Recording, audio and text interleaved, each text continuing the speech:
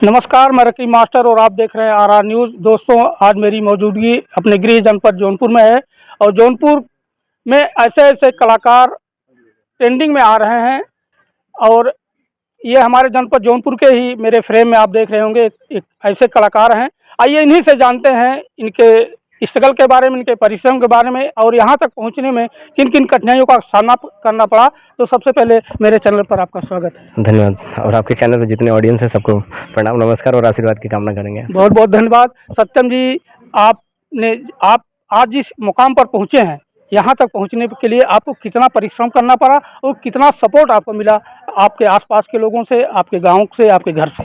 देखिए, परिश्रम तो हर लाइन में करना पड़ता है जी। चाहे वो पढ़ाई हो, डॉक्टरी हो, इंजीनियर हो, एक्टिंग हो, सिंगिंग हो, कुछ भी हो। बिना मेहनत के कोई चीज़ें मिलेंगी नहीं। तो परिश्रम सब करते हैं, मैं भी किया। इसमें कुछ नहीं है, बिना परिश्रम कुछ नहीं मिलना है। और सपोर्ट की जो बात है, सपोर्ट बिना किसी के सपोर्ट का कोई आगे नहीं जाता है। तो सब लोगों का, पूरे ऑडियंस का सपोर्ट है, आप लोगों का सपोर्ट है कि जो सारी चीज़ें आ रही हैं। कितने वर्षों के परिश्रम के बाद इस जगह पहुँचे हैं आप? अब आप देख लीजिए, अगर मैं सन 2010 से मैंने स्टार्ट किया अपनी जर्नी म्यूजिक का स्टेज पे। अच्छा। मैं तब से काउंटिंग कर रहा हूँ। वो अब 16-17 साल हो गया गाते बजाते। बीच में 3-4 साल का गैप था। तो उसके बाद अभी हम फिर से डायरेक्ट उतरे, 2-4 गाना गाए तो फिर तुरंत फिल्म मिल गई। अब फिल्म मिल गई तो कर रहे हैं। वाह, क्या बात है। तो सबसे पहले आप सिंगिंग लाइन में आए थे। बिल्कुल। तो सिंगिंग लाइन में आपका जो ट्रेंडिंग गाना था वो दर्शकों को सुना दीजिए। एक गाना था मेरा उस टाइम पे, अभी तो बहुत सारे गाने हैं। मैंने जौनपुर जिला पहले गाया था, जौनपुर जिला भतारबा। अभी मैंने उसका वर्जन 2 भी गाया है। जी, वर्जन 2 ही सुनाइए। और तो एक्चुअली क्या होता है भैया कि मेरी एक ही माइनस पॉइंट है, मैं सडनली मुझे याद नहीं रहता है। अच्छा। लाइनें। और मेरे सत्य म्यूजिक वर्ल्ड चैनल है मेरा, यूट्यूब का पर्सनल है, मैं अपने चैनल पे ही डाला है। तो वहाँ पे आप लोग जाके सुनो। मैं पुराना वाला वर्जन सुना दे रहा हूँ। लड़की का लाइन था, बलिया बनारस मशहूर बाटे हो, छपरा यारा के ता गुरूर बाटे हो, सुन ले बानी मऊ जिला बड़ा रंगदार बा दार बा।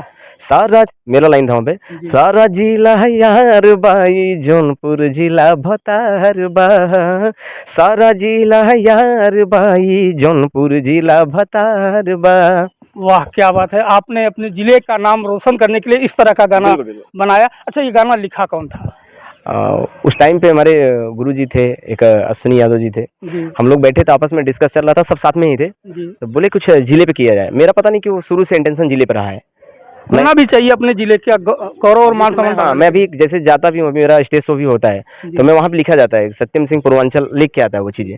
तब जब मैं जाता हूँ तो मैं जौनपुर से चल के आया हूँ। मेरा गाना है, जौनपुर से आइल बानी सत्यम बा नाम हो, जौनपुर से आइल बानी सत्यम बा नाम हो, देईदा चरनिया माई बटे यार मान हो। बड़े बड़े मेरे जौनपुर से रिलेटेड बहुत सारे गाने हैं। जौनपुर का किला मैंने गाया था, जौनपुर जिला पे गाया था। दबंग जौनपुर 2 आया था मेरा। तो अभी आप जौनपुर से रिलेटेड कोई गाना सर्च करेंगे तो सबसे पहला लिस्ट सत्यम गाता है जी। तो ये सत्यम जी, सिंगिंग से आप एक्टिंग की दुनिया में आए, इसके लिए किसको आप अपना जो है आइडियल मानते हैं? मैं देखिए, सिंगिंग अगर किसी को मानता हूँ तो मेरे वो गार्जियन समन गुरु जी, मेरे मैं गुरु भी मानता हूँ। हमारे बड़े भैया पवन भैया हैं। और मैं कहीं स्टेज पे जाता हूँ तो स्टेज पे चढ़ने के पहले आंख मूंदता हूँ तो मैं उनका पैर छू लेता हूँ वहीं से। और इसके बाद स्टेज पे जब चढ़ता हूँ तो फिर माता रानी का आशीर्वाद रहता है, भैया का प्यार रहता है कि फिर सारी चीज़ें अच्छे से निकल जाती हैं। ठीक है, आइडियल आपके सिंगिंग की दुनिया में है। मैं एक्टिंग की बात कर रहा हूँ। किसको देख करके क्या जो है ऐसा दिमाग में आया कि जो आप एक्टिंग में आ गए?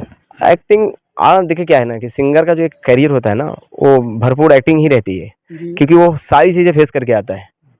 अभी आप सिंगिंग कर रहे हैं, अब गाना आप गा रहे हैं तो गाने के कैमरे के सामने आप रहते हैं, कैमरे का हर पॉइंट टू पॉइंट पता रहता है कि अब क्लोजअप है, वाइड शॉट है, क्या है। तो मुझे वहाँ पे भी सारी चीज़ क्लियर हो जाती है। भैया आप गाना ये लाइन आप ले लीजिए, यहाँ पे ये शूट कर लेते हैं, ये अच्छा हो जाएगा।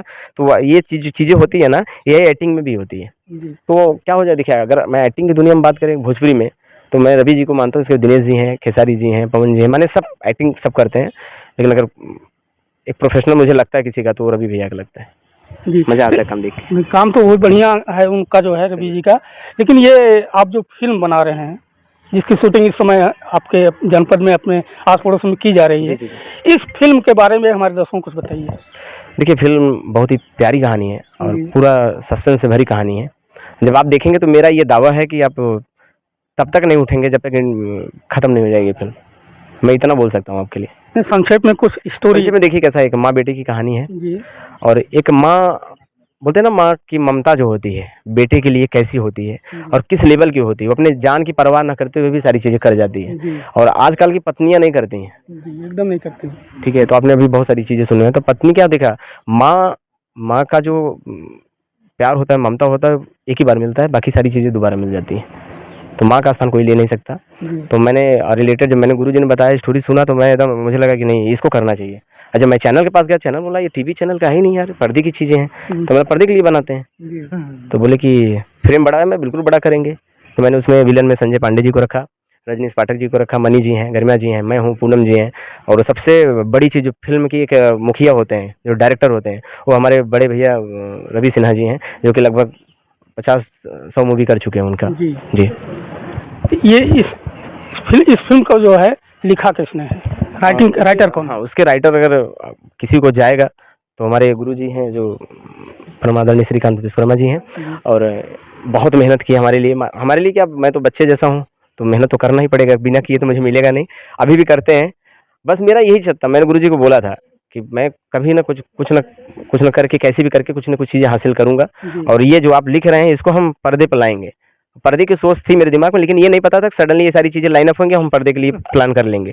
और आपको बताइए, 6 महीने में सारी चीज़ें हो गई हैं, और 6 महीने में 2 मूवी लेके आ गया। वाह, क्या बात है सतम जी। भी हम बात करेंगे आपके राइटर, आपके गुरु जी से भी, लेकिन इसके पहले जाते जाते आपसे विदा लेते हुए बात तो उनसे भी कर लेंगे। आप दर्शकों से अपनी मूवी के लिए क्या कहना चाहेंगे? देखिए, बस हमारा हाथ जोड़ के एक विनती बाटे सब ऑडियंस से कि हमारी फिल्म जब रिलीज हुई, तो हम अपने फेसबुक, इंस्टा और आप सबके चैनल के माध्यम से सब लोगों के उपस्थित कर बताई कि कब आवे वाला बा, कहाँ आवे वाला बा, कैसे आवे वाला बा। तो आज जाई सब लोग प्यार दुलार देही, और अपन आशीर्वाद अपने बेटवा, अपने भाई, जौन भी समझ के प्यार दुलार आशीर्वाद बनोले रही बस। वाह, क्या बात है। तो दोस्तों, आपने सत्यम जी को सुना, अब चलते हैं इनके राइटर, इनके गुरु जी के पास, तो इनसे भी बात कर लेते हैं। ठीक भैया, चैनल में स्वागत है आपका। धन्यवाद। सबसे पहले हम समस्त भाइयों का सादर प्रणाम करते हैं। और मैं श्रीकांत विश्वकर्मा, अनुपम, हमारी अनुपम टाइटल है। जी और श्रीकांत नाम बड़ा होने के नाते जैसे अनुपम जो है, हम अपने सारे गानों में अनुपम टाइटल डाले हुए हैं।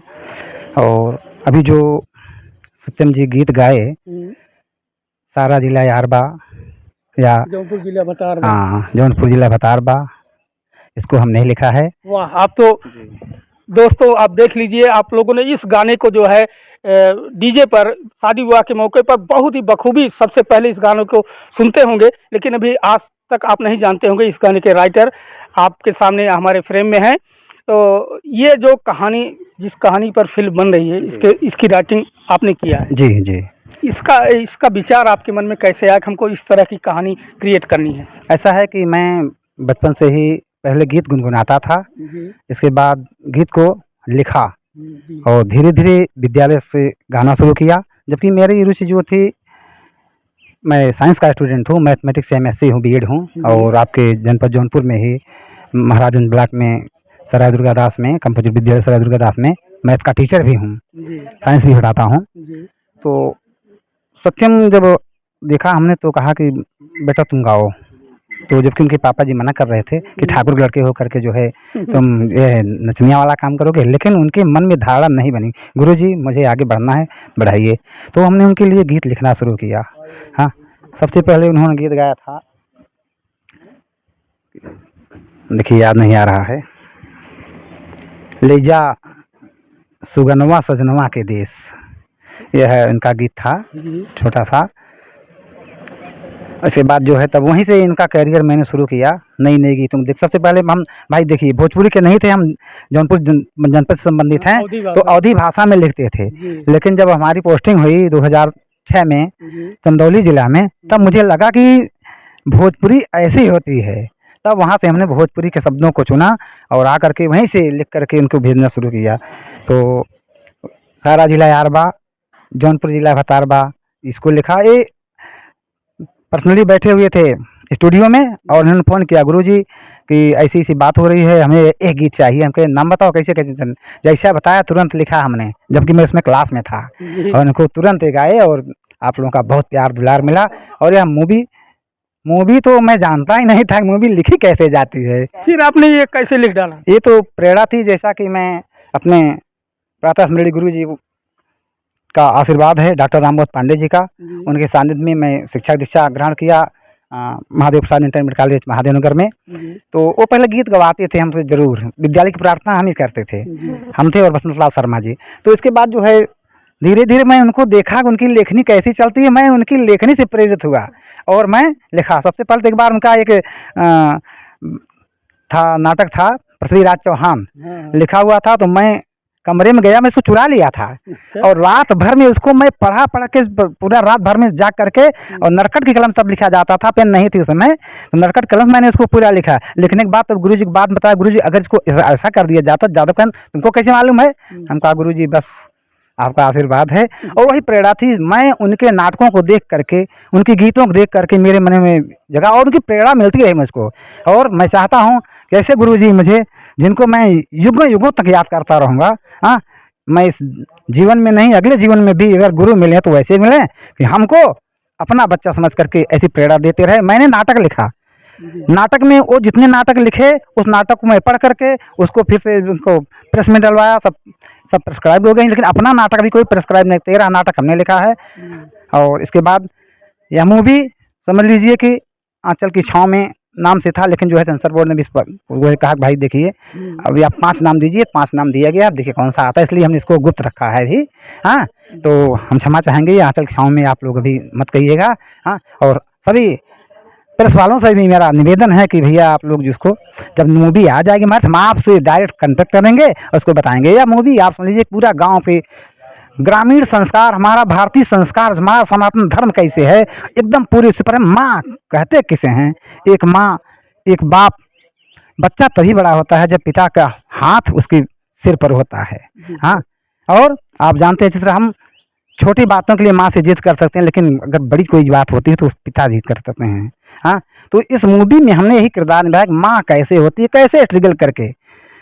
आपको देखने को मूवी मिलेगा कि बाप जब पहुंचाने जाता है बेटे को पढ़ने के लिए तो कहता है बेटा तुम मुझसे बात तभी करोगे या मुझे अपना मुख तभी दिखाओ जब बहुत बड़े अफसर बन जाओगे। हाँ, और अफसर बनने के लिए, लेकिन बीच में पिताजी का एक्सीडेंट हो जाता है, एक्सपायर हो जाते हैं, लेकिन माँ एहसास नहीं होने देती कि तुम्हारे पिताजी नहीं हैं। जब बार बार बच्चा पूछता है माँ पापा हमसे बात नहीं करते, कहन बेटा जब तुम अफसर बन के लौटोगे तब तुम्हारे पापा तुमसे मुखातिब होंगे, तुमसे बात करेंगे। और इसमें यही हमने किरदार निभाया है अपनी लेखनी के माध्यम से। और आप लोगों का प्यार दुलार चाहिए, ऐसे बहुत सी मूवियाँ आगे मेरा दृढ़ संकल्प है कि मैं करूँगा, जो अपने समाज में जो विलुप्त होता जा रहा है उसके लिए। अगली मूवी बार मैंने सोचा है इसको नाटक पहले प्रेरित करता हूँ। देख रहे हैं आजकल बच्चे कुछ पद प्रतिष्ठा पा करके अपने जन्मदात्री को भूल जाते हैं, माँ को भूल जाते हैं, पिता को भूल जाते हैं। तो उसमें हमने सोचा है और हम लिख रहे हैं, आधा हो गया है, नाटक के रूप में बोझ रिश्तों का। बोझ रिश्तों का कैसे जो है एक पिता अपने बच्चों के लिए क्या करता है, लेकिन बाद में वही बच्चा जो है उनको वृद्धाश्रम की तरफ प्रेरित कर देता है। तो यह बोझ रिश्तों का यह लेके आना चाह रहा हूँ और यह दशहरा में हमारा नाटक का मंचन होगा। और आप लोगों का प्यार दुलार आशीर्वाद चाहता हूँ। और प्रेस वाले भाई मीडिया वालों से हमारा करबद्ध निवेदन है कि आप लोगों का प्यार दुलार ऐसे ही मिलता रहे। हम अपने जौनपुर जनपद को जी पूरे विश्व में नंबर 1 पर लाना चाहते हैं, क्योंकि सिराजे हिंद की धरती पहले से ही कहा जाता है, हम उस नाम को कभी मिटने नहीं देंगे। यह हमारा संकल्प है। हर सुबह आए नया संदेश लेकर, हर किरण आए नया उन्मेष लेकर, चेतना की ज्योति उजलती रहे, हम उठे ऊपर समूचा देश लेकर, हम उठे ऊपर समूचा देश लेकर। जय हिंद। वाह क्या बात है दोस्तों, आपने देखा सत्यम जी के गुरुजी जो है किस तरह से, ये जो है एक तरह से देखा जाए कि सत्यम की कामयाबी के पीछे इन्हीं का ही हाथ है और उनकी माँ का हाथ है। और एक माँ ही होती है जो एक अपने बेटे को, अपने बच्चे को ऊंचाइयों तक ले जाने के लिए किस तरह से स्ट्रगल करती है, परिश्रम करती है। इसी तरह का नाटक मंचन इनके फिल्म में दिखाया गया है। तो आपको सत्यम जी की बात और उनके गुरु जी की बात कैसी लगी, कमेंट बॉक्स में आप ज़रूर बताइएगा। मिलते हैं किसी अन्य वीडियो में अन्य खबर के साथ। जय हिंद।